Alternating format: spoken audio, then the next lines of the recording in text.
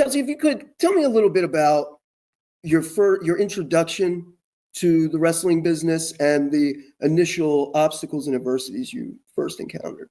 I think I came in with this view. I know a lot of women have this now because they watch Total Divas, but I came in right before Total Divas when it wasn't popular to say that you wanted to be a diva. And I came in honestly wanting to be a diva. The things that attracted me were the diva qualities in the women that I saw. I loved the outfits. I danced my whole life. Loved sparkle, loved makeup, loved dressing like a girly girl and any excuse to look like that. And that was my perception at the time of a diva. Obviously now looking back, I'm like, oh my God, those women, walked so we could run. Those women were so much more talented than I could have even thought at the time. But I was looking at the aesthetic moment. So then going from training at Lance Storm School to the Indies, there wasn't that many women that wanted to be a diva on the Indies. Like they wanted to prove themselves. They wanted to wrestle like men. They wanted to earn respect and all those things, but I wasn't in that fight at the time. I was so new.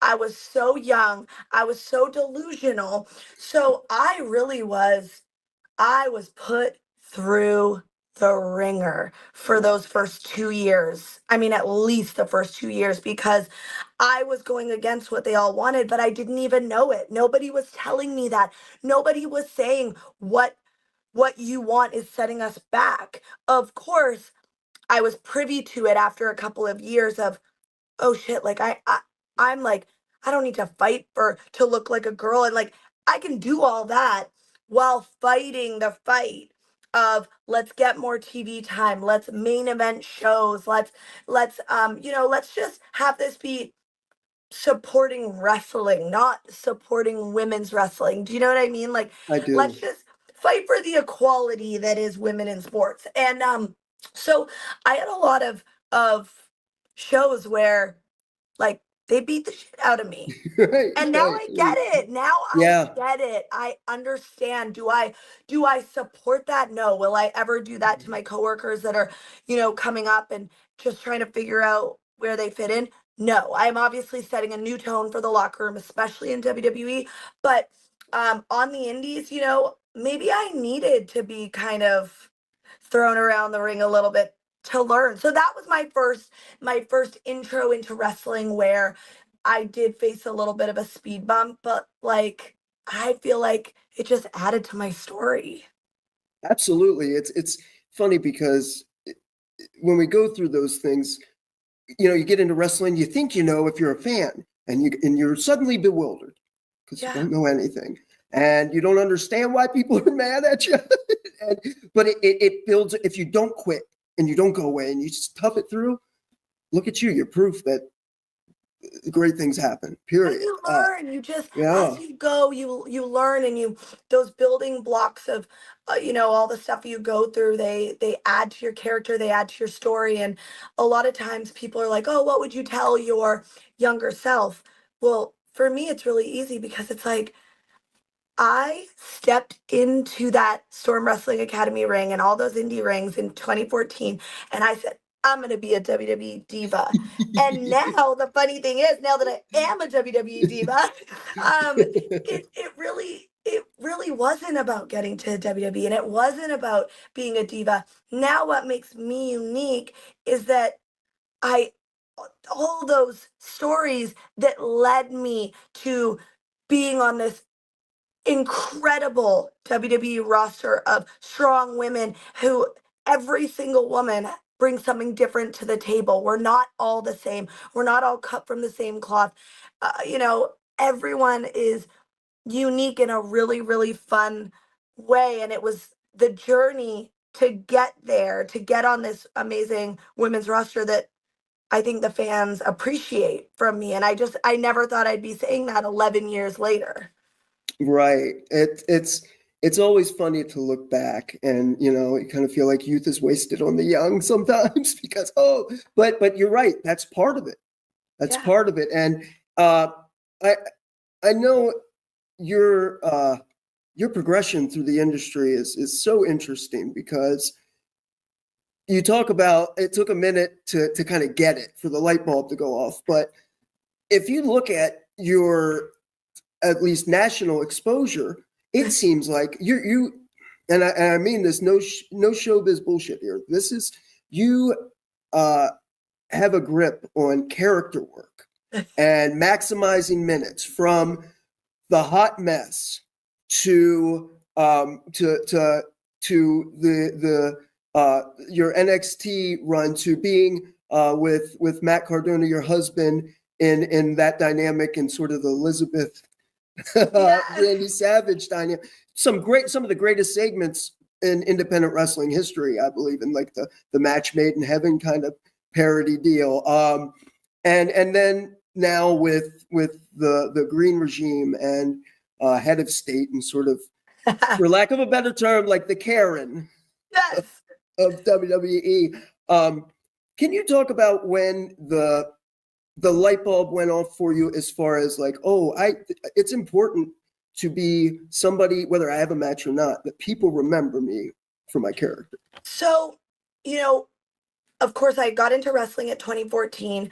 I immediately wanted to learn all the moves. Lance Storm kept saying, the moves don't matter. I didn't care. The moves mattered to me. I was on the indies. I was, trying to do all these things that honestly my body was not meant to do. Like certain people, Tiffany Stratton, Sol Ruka, Io Sky, they are meant to do those things. They are meant to flip and leave their feet. Bianca Belair, Rhea Ripley, they are meant to pick people up. I was not so much, but it took me a while to get there. And, I really embraced kind of the girliness of myself for the first few years. And then when I was in TNA, I was being transitioned into this hot mess character, but we didn't know what it was going to be. And myself and Dutch filmed that first pre-tape where I sang the sun will come out tomorrow. I had just been left at the altar. He kept saying, smear your makeup more, be crazier, cry. And I'm like, like everything that I have ever known to be wrestling, the sexiness, the beauty, like this is not what I want to do. And I was single at the time. So I just kept thinking, nobody is ever going to date me. I am never going to find a man. Oh my gosh, it was so funny because obviously now hindsight, I'm like, Chelsea, you should have done this in 2014. However, I smeared the makeup. The tears were coming. I did the singing. I did everything that was going against what I thought beauty was. And my God, I owe everything to Dutch for that moment, because that was really when that aired. We filmed it before Christmas, and I believe it aired after Christmas, if I'm not mistaken. Everything fell into place. My eyes were open after I became the hot mess. I realized that I didn't love the wrestling portion of wrestling. I loved the character work. I loved the backstories. I loved reading scripts and transforming them into the person that I wanted to be on screen. I loved the evolution of a character, the arc of a character, like everything that comes with basically film and TV and acting.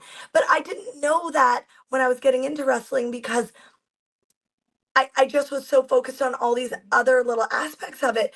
And, of course, now I look back and I think there's so many women who did this before me, but I do feel like I'm one of the first women to go on to the industry as like a hottie toddy and then change to like the ultimate nasty, disgusting, crazy woman that you really want to avoid when you go out for a night out with the boys. And that I now have taken and used as fuel for every other character since then. For Reclusa in in Lucha Underground, Hmm. for my NXT characters, for everything I pitched to Vince back in, pre-pandemic days. And then now when they told me I had to be a Karen going into the Royal Rumble, I said, say less.